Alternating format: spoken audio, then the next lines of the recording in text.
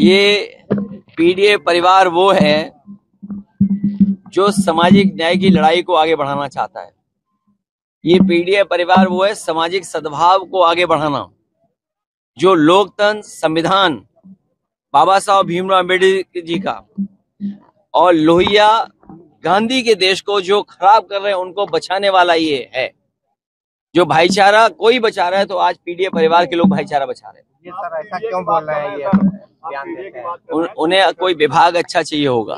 यही तो मैं कह रहा हूँ। ये हमारे पत्रकार साथी सब जानते हैं। यूट्यूब तो देखते होगे, सब्सक्राइब किया कभी नहीं किया?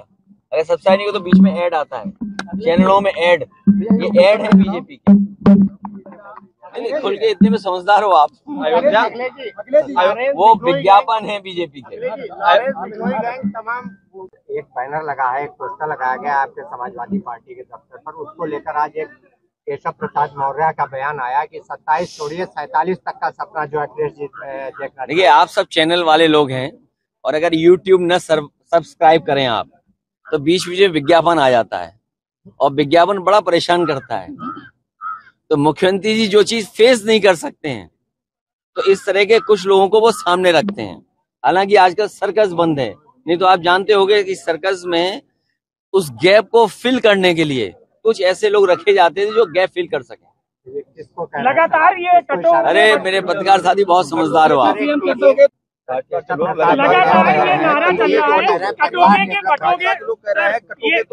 देखिए, ये पीडीए की ताकत से घबरा करके ये नारा निकाला गया है और ये किस लैब में तैयार हुआ है और सबसे सुटेबल व्यक्ति कौन हो सकता था, उसके लिए हमारे मुख्यमंत्री जी को आगे लाया गया। इस बार पीडीए लोगों को जोड़ेगा। पीडीए की बढ़ती हुई ताकत से बीजेपी घबराई हुई है, इसीलिए इस तरह के नारे दे रही है बीजेपी के। तमाम लोगों को धमका रहा है, पप्पू यादव को भी धमकाया है, बाबा सिद्दीकी की हत्या भी हो चुकी है।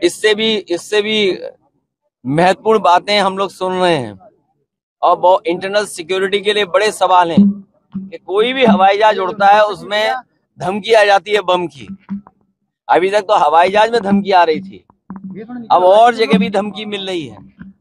और आपको याद होगा विधानसभा में मुख्यमंत्री जी को लग रहा था और बहुत सी हमारी जो एजेंसी है उनको लग रहा था कि आरडीएक्स है इसमें, लेकिन बाद में आपको याद होगा क्या निकला था। वो लकड़ी को घिसने के समय पर जोड़ने के लिए जो मसाला होता है, जांच के बाद वो निकला। ये इंटरनल सिक्योरिटी, बॉर्डर सिक्योरिटी में बीजेपी असफल हुई है। जो मुद्दे हैं बेरोजगारी के, गरीबी के, महंगाई के, कारखाने लगे नहीं, निवेश आया नहीं, और उसका परिणाम यह है कि समय समय पर ये मुद्दे बदल रहे हैं और बातचीत आपके माध्यम से, आपके कुछ साथियों के माध्यम से, प्रीपेड पोस्टपेड योजना के माध्यम से ये जनता का ध्यान हटाना चाहते हैं। सर, आपने विधानपुर में आज एक हत्या हुई है, ताइक्वांडो खिलाड़ी की हत्या हुई। कानून व्यवस्था पर आप लगातार सवाल उठा रहे हैं। अनुराग यादव नाम का लड़का है, इसका गला काट के हत्या की गई है। प्रशासन समय समय पे निष्पक्ष कार्रवाई करे। प्रशासन अगर जनता की सुनने लगे तो आज घटना जौनपुर में जो हुई है ऐसी घटना नहीं होती। प्रशासन और सरकार के लोग न्याय नहीं दे पा रहे, इसीलिए इस तरह की घटनाएं हो रही हैं। जौनपुर में इससे पहले एक बिंद परिवार के नौजवान को पीट पीट करके पुलिस ने मार दिया। उसी जौनपुर में पुजारी यादव की भी हत्या हुई। अभी कुछ दिन पहले लखनऊ में आपने देखा होगा मोहित पांडे की हत्या हुई। उससे पहले गौतम जो दलित समाज से नौजवान था उसकी हत्या हुई। तो ये कस्टोडियल डेथ और पुलिस मनमानी कर रही है। इतना करप्शन और भ्रष्टाचार कभी नहीं हुआ होगा जितना इस सरकार में हो रहा है। और बीजेपी वाले बचाने वाले लोग नहीं हैं, बीजेपी के लोग फंसाने वाले लोग हैं। ये लोगों को फंसाते हैं, बचाते नहीं है, फंसाते हैं। और बीजेपी किसी की सगी नहीं है। को लेकर साधु संत लगातार विरोध कर रहे हैं कि राम मंदिर ना ही दर्शन करने और इतना बड़ा आयोजन हो रहा है दीपावली पर और तब भी नदारद है। नहीं, साधु संतों को हमारा प्रणाम। साधु संत हमें भी बुलाएं बहुत जल्दी तो हम भी दर्शन कर लें उनके, साधु संतों के। जहां तक चुनाव का सवाल है, 9 जगह चुनाव हो रहा है और एक जगह चुनाव नहीं हो रहा है। आपको याद होगा प्रदेश के मुख्यमंत्री जी सबसे ज्यादा उसी विधानसभा को लेकर के चिंतित थे, उसी विधानसभा को लेकर के समीक्षा की गई, उसी विधानसभा को लेकर के कई यात्राएं की उन्होंने। फैजाबाद, अयोध्या वो लगातार जाते रहे और जब इंटरनल सर्वे में उन्हें पता लगा कि भारतीय जनता पार्टी यहां जीत नहीं रही है, उन्होंने चुनाव टाल दिया। चुनाव नहीं टाला है, जनता के गुस्से का सामना नहीं कर पा रही बीजेपी, अपने आप को अपमान से बचाने का काम किया। ये हार का अपमान फिर उन्हें सहना पड़ता। 9 उपचुनाव जहां हो रहे हैं, भारतीय जनता पार्टी सरकार के अधिकारियों को आगे करके चुनाव लड़ रही है।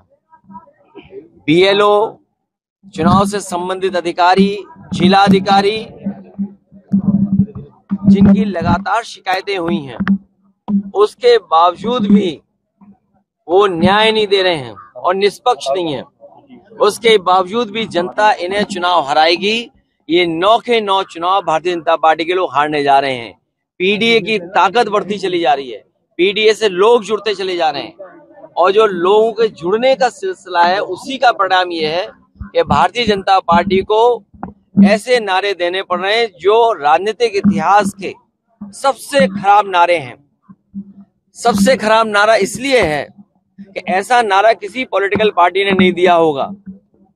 वो पीडीए की ताकत से घबराए हुए हैं, इसीलिए ऐसा नारा दे